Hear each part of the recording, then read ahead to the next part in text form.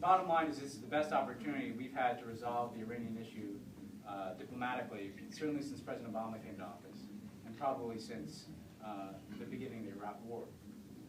So no small opportunity. This is a big deal.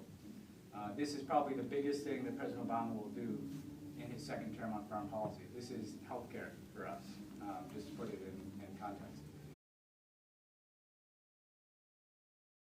So just very quickly on that, I mean, what we say is just passing a bill will have an impact. Like I said, we've already seen the Iranians go tit for tat. When the Senate dropped the bill, the Iranian Parliament put a bill out saying that they have to enrich up to 60%. Now that's for show, but that that colors their negotiating position. What I'd say, and we talked about this the other day with a couple people, in the Iranian system, you essentially have three broad categories to generalize.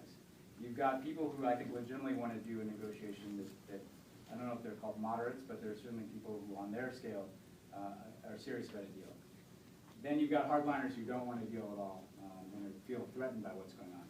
Then you've got people in the middle who, basically are invested in this because the sanctions are hurting a lot and they feel compelled to do it. And they would do a deal if they could get one. What they think is that the United States can never deliver, that we will never actually be able to deliver on an agreement, to keep an agreement, to have it hold. If the president's own party joins a bill that passes over his objection, even if he can veto it, it sends a message to those people in Iran and to the international community, by the way, that the Americans they can't really do a deal here. He can't even get his folks to not vote for this thing. That may or may not blow up the talks. It very well may.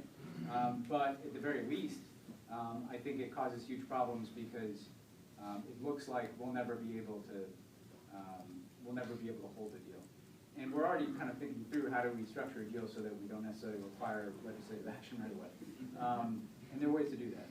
But I think that that would be our argument.